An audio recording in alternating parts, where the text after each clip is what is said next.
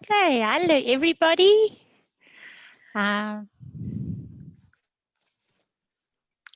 Karina, did you have a nice lunch? Time is just going so quickly. I'm like, what's happening? No, I had a good lunch. Thank you, Lizette. That is good. Karina must tell you guys, she had a visitor yesterday, a stranger that came to stay for a short while. Tell them about your surprise visit. I'm sitting and I'm preparing and going through stuff, and the next moment the doorbell rang and Jack is like, he came in and he's like, Karina, we have a visitor. And I'm like, what? I'm busy.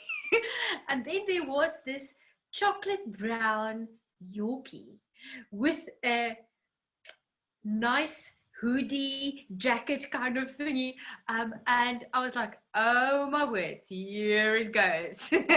What an excuse Jack has found to adopt a new dog, but he was just with us for an hour or so, and then his owners came to fetch him. And they were The owners must have been very, very happy. Yeah, apparently it was a little girl. Jack said she was like, you could see she's the owner of the dog. Pure joy. Oh, yeah. But that little thing is quick. Oh, my soul. In the beginning, I was holding him like, he is really tiny. It's a teacup Yorkie.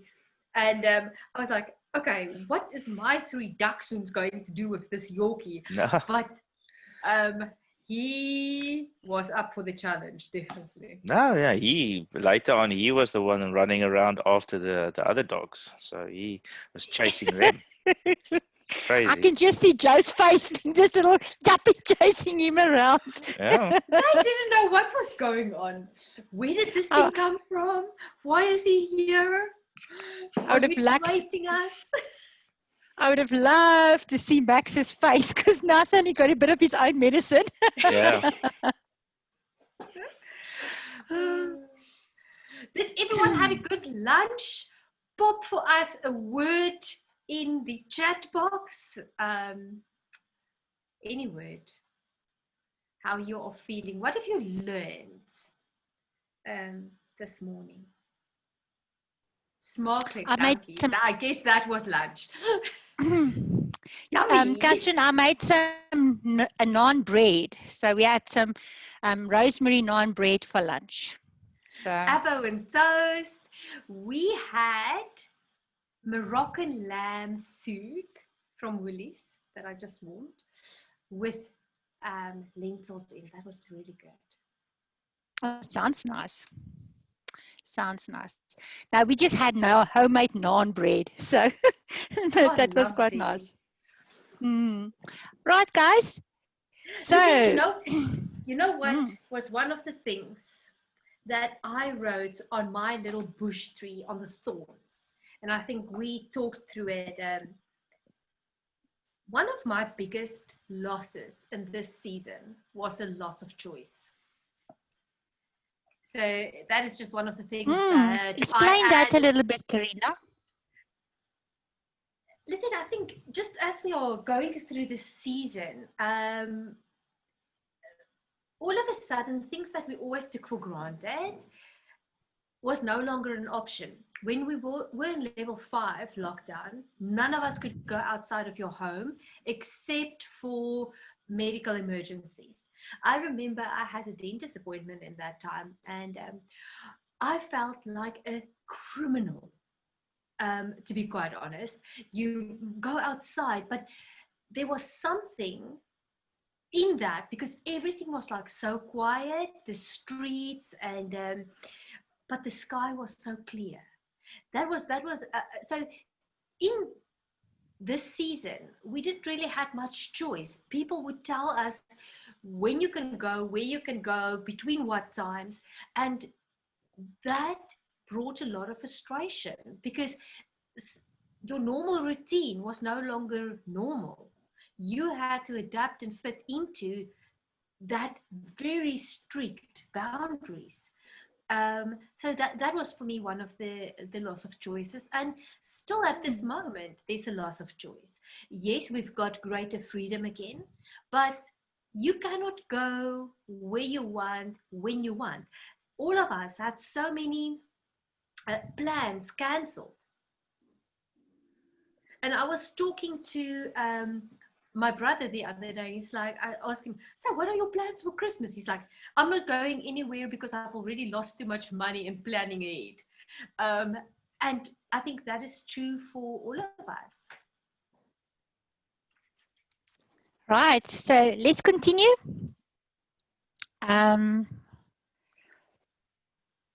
Oh, I love what Karen is saying. I learned that one should give more thought and time to our own emotions, reactions, responses, etc. Susan is saying, verwaarlosing van self, veral as jy skielik alleen is. Yes. Okay, so we are going to continue, and we left off here discussing your inner code, and you had to do a bit of self-assessment.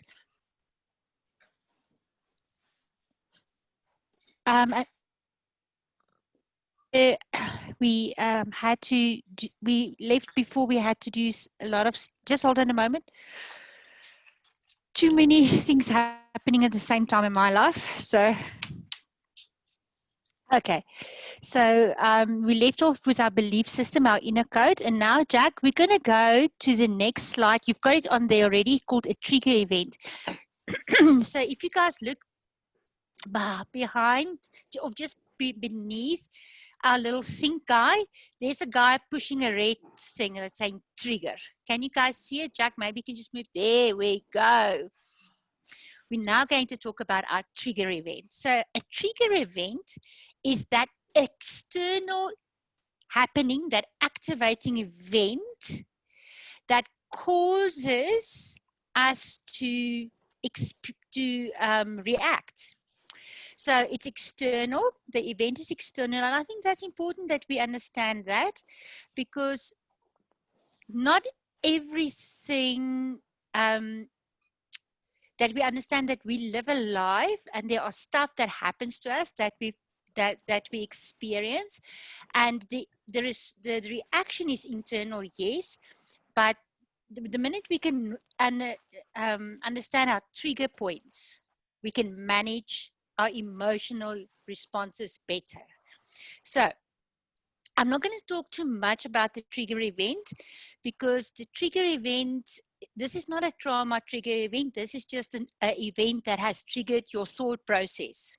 Okay, so this is what happens. There's an external event that gets interpreted via the senses, that goes through our generalized, delete, distort, and the generalized, delete, distort is based on my personal inner code, and this now triggers what I think about something, and now this leads to an emotional reaction, and now that emotional reaction causes me to do something.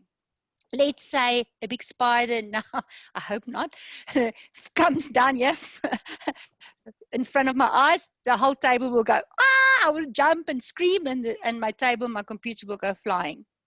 So this is the trigger event that will cause a whole chain reaction.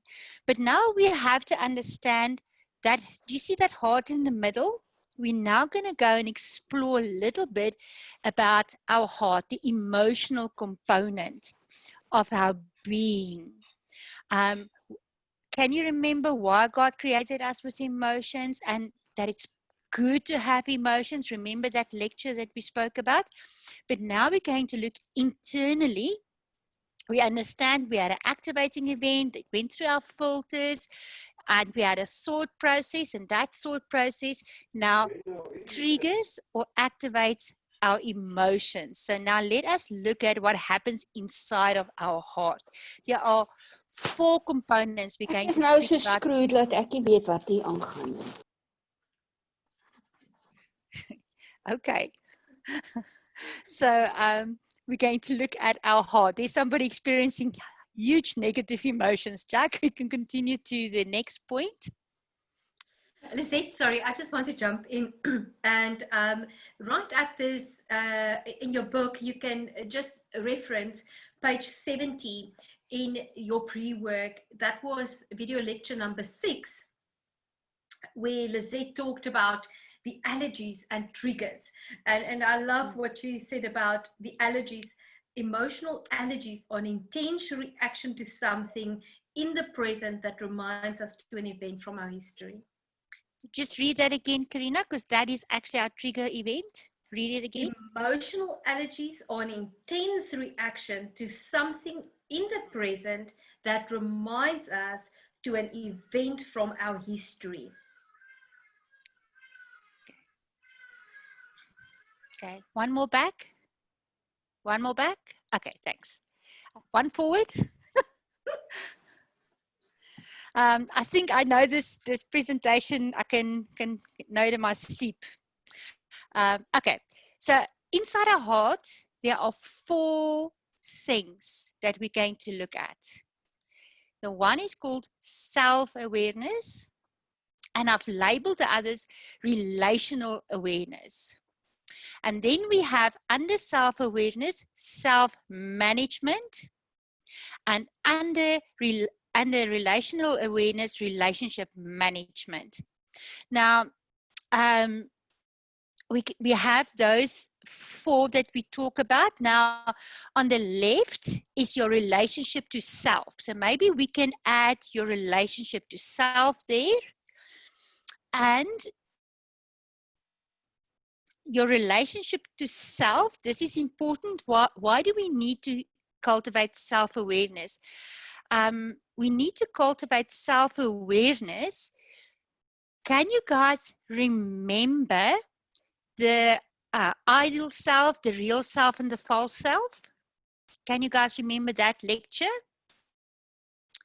And it's important that we look at that, because the ideal self has got only good or bad. It's that perfect self, that childlike thinking, that black and white thinking. If this is not perfect, then it's a failure.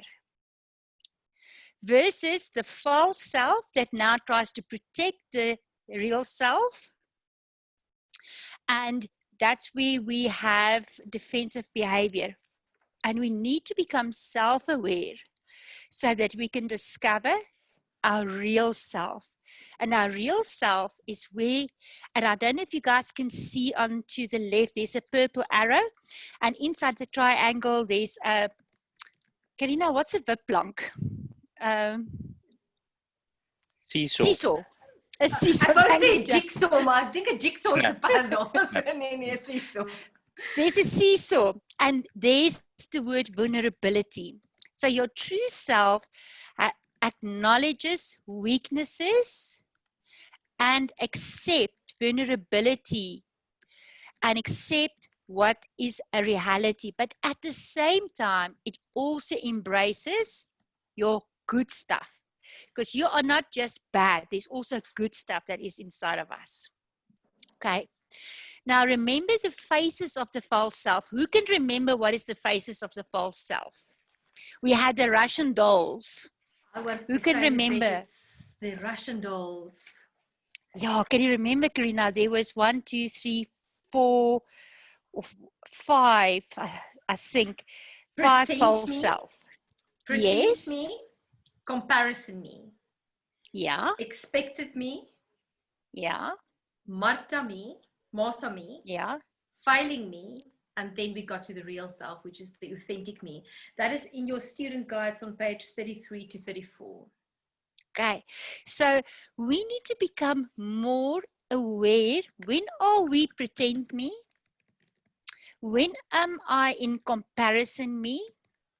When am I in my expected me? And let's just quickly refresh what each of these ones mean. When we are pretend me, I'm trying to be more important than I am because I'm fearing my unimportance. It is as though I don't have importance. And remember, this is not true. When we in comparison me, I need I'm motivated by comparison. I'm measuring myself against somebody else. And Lisette, I think that is what we said right at the beginning with the whole thing of that is why we often go into the overdoing. Because we want to be more, we want to live up to this expectation that we've created in our minds of what should be, what our ideal self should look like. And then when we in expected me, we go into our people-pleasing mode, where we are not free to do what we need, but we are only do what other people expect of us. And Martha me as that works thing, where we are busy in our working mode. And failing me is where I see myself as a failure, and there's a lack of emotional vitality, and we experience that weariness within our soul. So you guys can add this to the different types of false self. And Karina, we know that we can be in any one of these at different times, depending on who we relate to. Absolutely, Lisette. And I think that is why it is important that we actually identify what is our emotions, what is the triggers, what is the stories that we're telling ourselves in the midst of this place, and where are we going in the midst of that.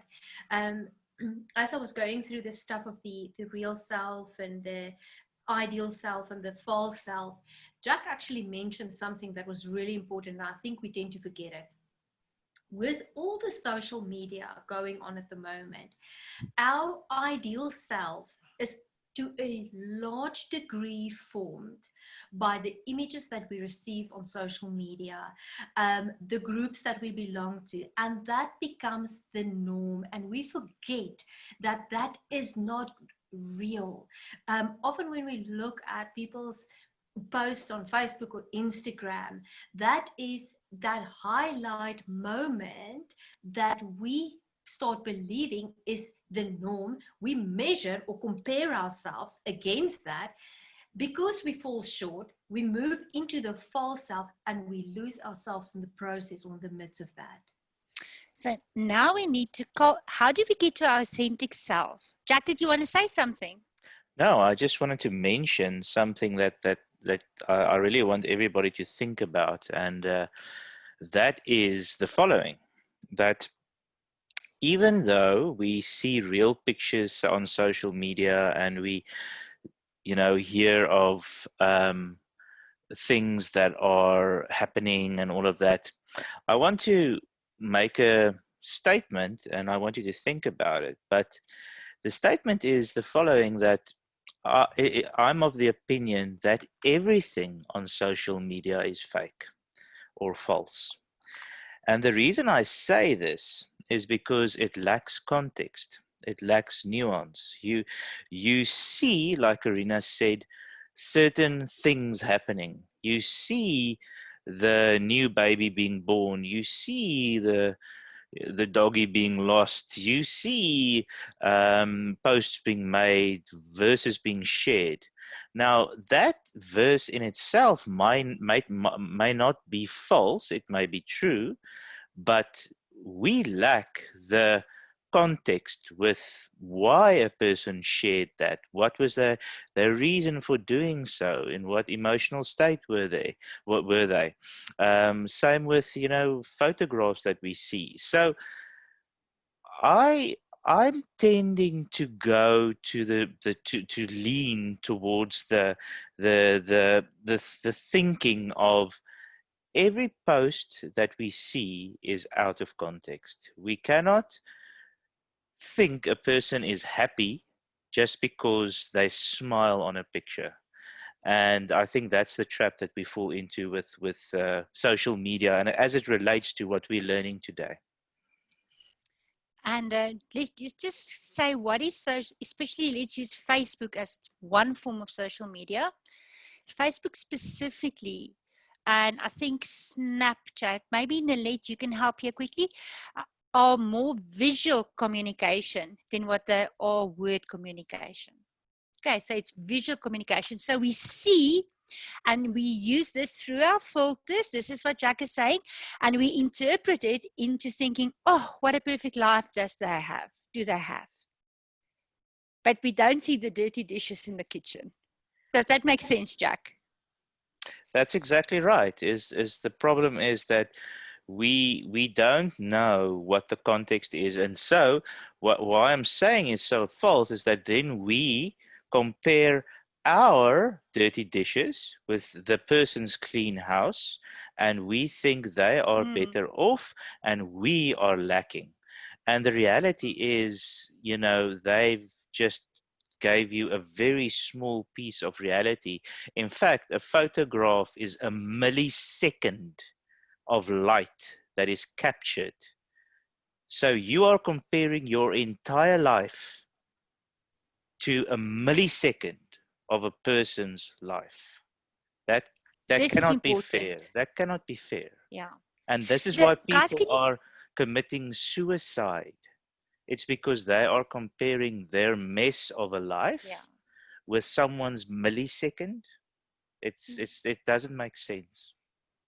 So that's why we remember the comparison me. So when we're in social media and we do this, we're using our comparison me. Okay. And Lizette, I just want to pause a second. Please go and revisit page 21 of your lecture. I think it is, I can't remember which video lecture it is, but it was really, really profound where Lizette explained that. And always remember that when the ideal self or the picture of what we think we're supposed to be like, there's always judgment. And the moment that there's judgment, we move into the false self. And remember what Jack has said right in the beginning, Romans 8 verse 1. Okay. Therefore, there is now no condemnation. So how do we get to our authentic self? By creating self-awareness. So what is self-awareness? Self-awareness is the consequence, the result of focusing attention on the self. Let me read it again, or explain it again, or say it again. It's the consequence, the result of the time that you took to focus on yourself. It's only then that we can start to see ourselves clearly and grow into confidence about who we actually are. We start to make better decisions for ourselves, because what I need is not necessarily what Karina needs or what Marty needs or what Amanda needs. And this, once I become more confident, I grow to become more creative. Now I want to say something there. I'm going to say, I know Liesel is creative and Nalette is creative. I don't know everybody so well that I can make a comment here, but 99% of people, when you say, ask them, are you creative, will tell you no, because they believe creativity has to do with your ability to paint like Van Gogh. But Picasso was also a good painter, and he was not realistic in his paintings at all, but he understood color, he understood creativity. You know that each of us are creative. Why? Because we are made in the image of the Creator. So we have part of that ability, but because we are not aware of who we actually are, we limit ourselves deliberately, intentionally, with what we actually can do. Right. And once we are more creative, we are able to make better decisions. Creativity opens another part of your brain. It opens up the fact that you can now start to think, I want to say, use a cliche, outside of the box. This is not working for me. I need to find another way to do this. Okay. That is self-awareness. We're going to look a bit at self-management. So, because self-management will teach you how to cultivate self-awareness. Now let's look at relationship management. I wish we had the time for you to write down who you are in relationship with. Do you know that we even numb in relationships? We are not aware of our impact within relationships, or sometimes the people we are in relationship, we have become so used to the, I want to say, inconsiderate manner that we just ignore it and continue life. So relational awareness is how you and I go about the maintenance and the development and the growth of relationships, so that remember we spoke about cooperation, can have a better outcome. And it's only once we cultivated mature relational awareness that we can practice compassion. It's interesting. If we are codependent, we don't have good relationship awareness. We are then not practicing compassion, but practicing sympathy. And we are motivated by a genuine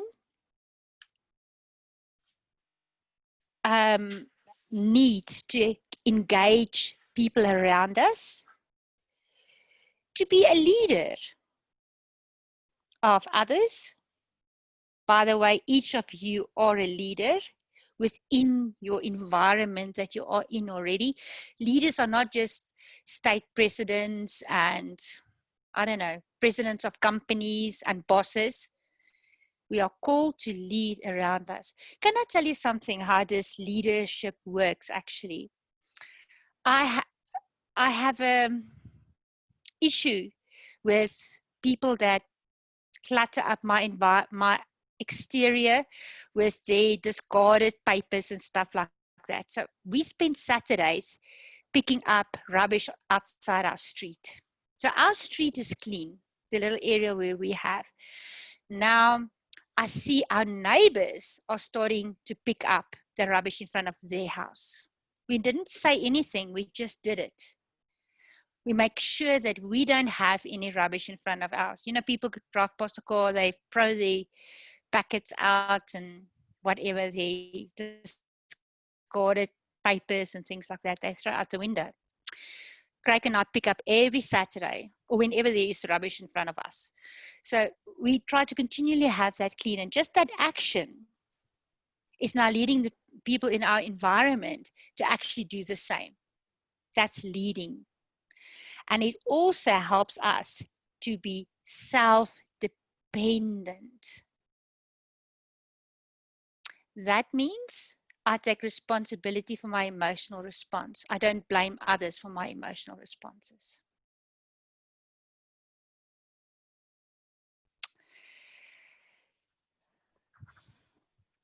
Yes, Karina, definitely. Leadership is not about position, but influence. And you don't have to shout up, you don't have to shout to be an influence, to influence your community where you are. So let's talk about self-management. Karina, I'm going to start with the bad news. Shall we start with the bad news? Yes. I don't know what the bad news is, but start with the bad news. It's lifelong. It's not instant. It's not something you've done once. Arrive. You never arrive. You continue to journey. and you have to embrace it. On this life journey, you have to be, I want to use this word, self-engaged. Be aware of who you are. You need to practice discipline. And what we mean by discipline is the ability to manage your thoughts, your words, and your action. That's discipline. Discipline is the ability to manage your thoughts, your words, and your action, but to bring it into alignment with God, so that we can start to live from a place of godly wisdom. So this journey, when you're a Christian, is called sanctification. Remember, in one of our lectures, there was the role of the Holy Spirit, the role of God the Father, God the Son, God the Holy Spirit, and you, the person, us, you and me. And then it becomes with a growth, the road to growth. We can't grow unless we are aware that we need to make a change. Lisette, You and can't. you know what? That changes in the different seasons where we are in. Yes. The things that I'm learning about myself right now is completely different from where it was a couple of years ago or even last year. I mean, this whole pandemic and this crisis brought so many new things to the forefront. And what am I going to do about it? What is the options and how do we move forward in the midst of that? So, how do we grow in self-awareness and we become an explorer of self? How often have you taken time to actually really explore what you like about yourself? What is the areas in your life that's not really working for you at this moment? We all have those areas. And once we have identified those areas through self-exploration, that leads to discovery. That is that Mr. Livingston, I presume, moment. I can't tell you, in the preparation, when we put together this workshop, when I did some research, how I grew to become more and more aware of how I have actually emotionally numbed certain things, because I don't like it when I react in a certain way. So I just numbed that. And that self-discovery have actually led me to new self-understanding. Understanding what, from the place from which I function. And you know, once you understand why you act in this manner, you can now practice self-compassion. But we can't practice self-compassion until we really get to this place. And only if you are compassionate with yourself can you forgive yourself for the silly stuff that you have made, mistakes that you have made. And then we get to transformation, growth, new development, new things, new seasons, embracing whatever life has for us. You see, we need to become aware, to discern, to decide. We need to become aware, to discern, and to decide. Isn't that amazing? Now, I just want to say something here. Once we're here, we can start to have a more authentic and a more intimate relationship with God, because then we can cry like David. While I was hiding my sin from you, your hand was heavy on me. I think the King James says, when I was hiding my iniquities, your hand was heavy on me. But once I confessed it to you, I felt relief and love, and I received your mercy. The King James talks about the mercy that David there receives. And then we can now go to relationship management. You see, guys, we always think, I need to manage my relationship better. But you can't manage relationships better until you manage self better. Yes, Lisette, and I think that is one of the things that was such a revelation for me personally, was that sometimes we want relationships to be better, or we realize something needs to change in a relationship. But often, and we need to understand that we cannot change the people around us. The only person that we can really change is ourselves. And the moment that I realize and that I ask the question, what inside of me needs to change for this situation to get better or to change, I could start exploring some stuff and some really difficult stuff that needed to happen for that relationship to get better.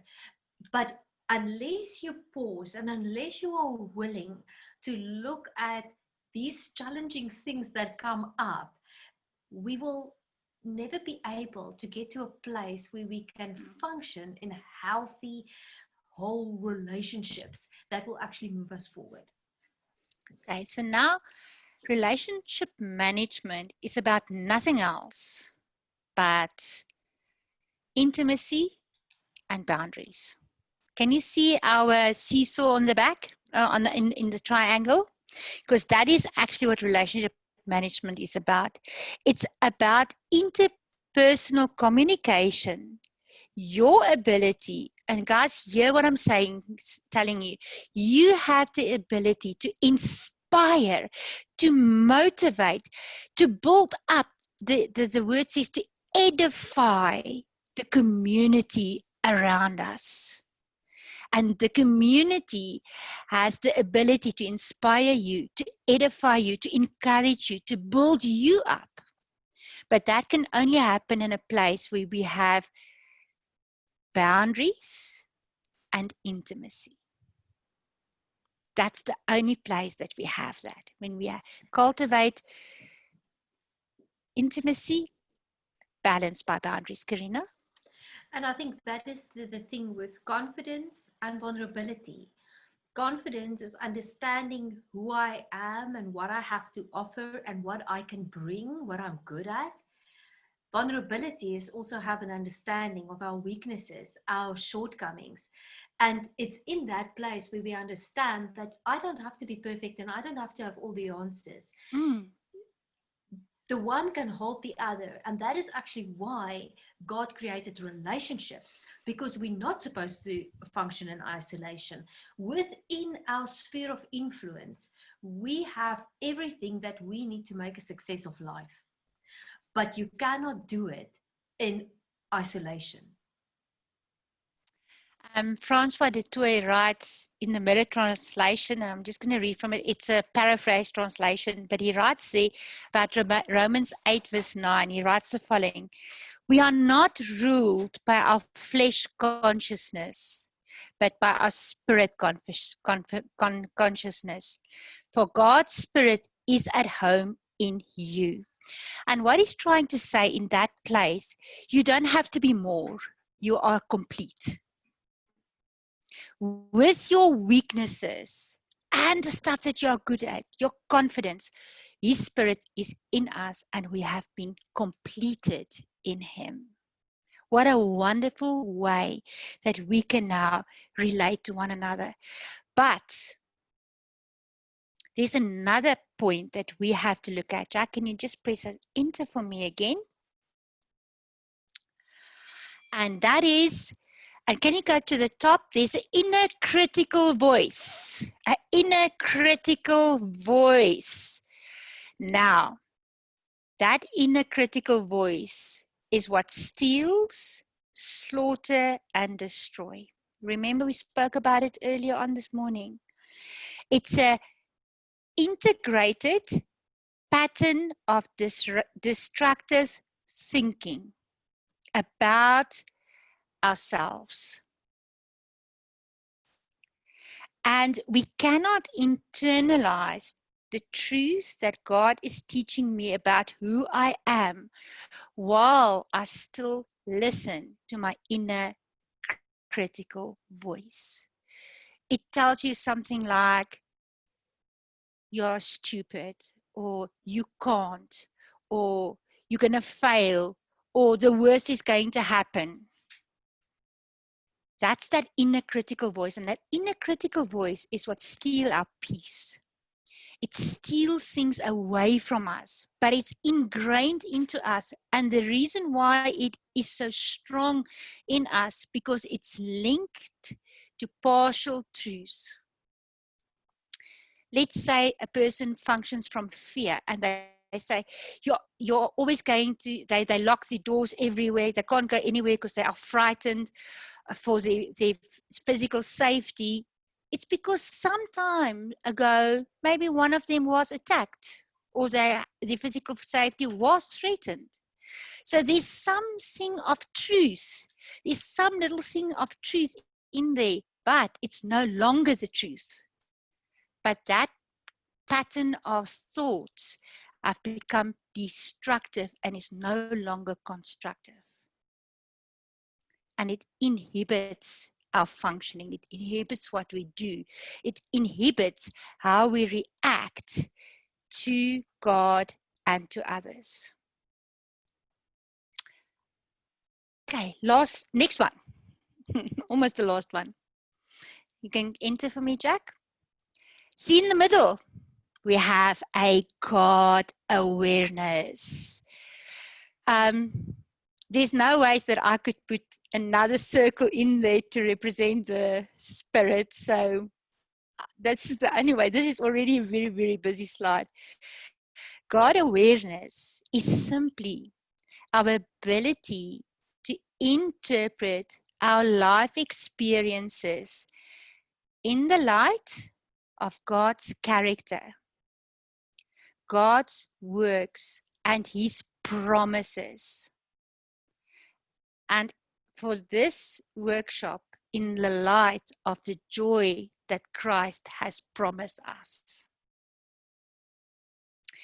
It's how you and me glorify God, chase after God. One of the most amazing books you can ever read is In the Pursuit of God from Tozer, from A.W. Tozer, In the Pursuit of God. How we serve God, how we serve His holiness, how we are faithful to things He has called us to do, how we surrender when there's stuff we don't want to do. Remember Jonah? Jonah had a task to do, and he never surrendered actually to that task. He went and did it, but he did it unwillingly. How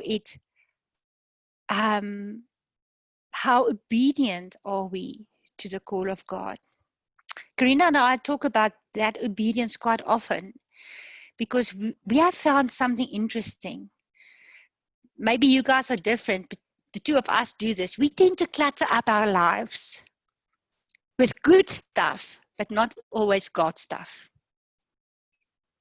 And it's a season that we sometimes have to declutter, even if it's good stuff. Remember that God sometimes trims the vine so that there's more growth, not just dead branches, also the live branches, so that you can have more growth. Okay. Karina, I don't know if you want to add something. Lizette, I think that was one of the things that really stood for me out in that thing that you did about the vine, was that there is seasons where the vine dresser comes in and he had to cut off even good branches so that we can bear more fruit. And I realized, and I think it was one of the things that I had to reflect upon a little bit is, Lord, what is the things that I need to let go of in this season so that I can bear more fruit? Yes, sometimes we have to let go. And this is what we call really good stuff, but yes, you know what? It served us for a season, it doesn't mean it is for the new season.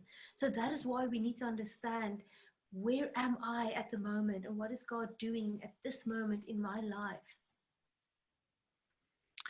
Okay. And this leads us, Jack, next slide, please. Now we're gonna, can you just go to the what at the bottom? What once we realize this, it leads us to insight in how we react. Once we understand how we react, I can make a better choice. Once I make better choices, I have more options. Once I realize there are more options open for me, I start to grow. And now I start to experience, and I can truly then say that the joy of the Lord is my strength. The joy of the Lord is my strength. So finally we get to that point. Let's just take a moment and review. We started, Jack, can you perhaps just move your mouse for me to the little light bulb? We started to say, my thoughts activates my emotions, that activates my behavior. That is actually all that we've discussed today. That's actually the only thing we've discussed today. We just broaden the thought process, what happens when we think, and we said that our thoughts are activated by an activating event or an external event. And we said it comes in through the senses, and we have some filters that we go through, and those filters are formed by my unique and special inner code. And then that triggers my emotional response. And we spoke about the heart, and we've just touched on what does it mean to be self-aware, what does it mean to have relational awareness, what does it mean to be self-management, and what does it mean to have relational management. And then we said, but there's a fly in the ointment. It's a good expression, and that fly in the ointment is our inner critical voice, that pattern of negative thoughts that governs our emotional response, and it inhibits our relationship with God as well. And the problem with that critical voice is that somewhere there's a grain of truth in it. Okay. Then we spoke about a God awareness, and we also spoke about how our relationship management has to do with boundaries and intimacy, which we can say confident vulnerability, and we put it in a seesaw because this is dynamic. It moves and grows through time. And now we are saying, but once I realize, wow, this is all the stuff that happens to me once I make a decision. It's amazingly complex. It's amazingly wonderful.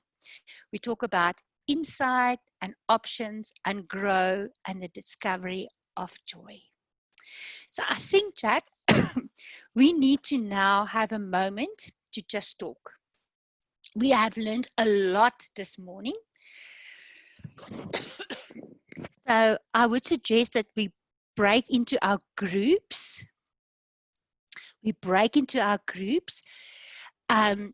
Karina has showed you how to integrate the video lectures into the webinar. The video lectures are not something that's standing apart from everything. It's actually what enhances what we are learning today. Okay, so without that knowledge, this is not going to make a lot of sense. Right, so now I need for you guys to have a talk. What have you learned? How does this think, feel, do work? Explain it to one another as though you're going to explain it to somebody that has never studied counseling at all. Okay, and I think half an hour, Jack, should be a good time to study it. Half an hour, yeah. I mean, this is not going to go into much personal details, just a summary of what you personally have learned during the actual presentation now. Lizette? And I And- think, Jack, then we can maybe just break for tea Okay. and be back here about 10 past 3 o'clock in the Yeah, afternoon. What do you let's think? make it 1/4. And Was it going if to be there's too long? No, Karina? it's fine. Yeah. Okay. And if there's anything that is not clear or anything that you don't understand, just pop us something in the chat box that we can make sure that all of us are on the same page and that we understand what we need to understand. Cool. Enjoy. Okay, let's go to our breakout rooms. Again, I'm going to try and get everybody together, but let's see how it goes this time. Okay, have a good one, and we'll see you soon.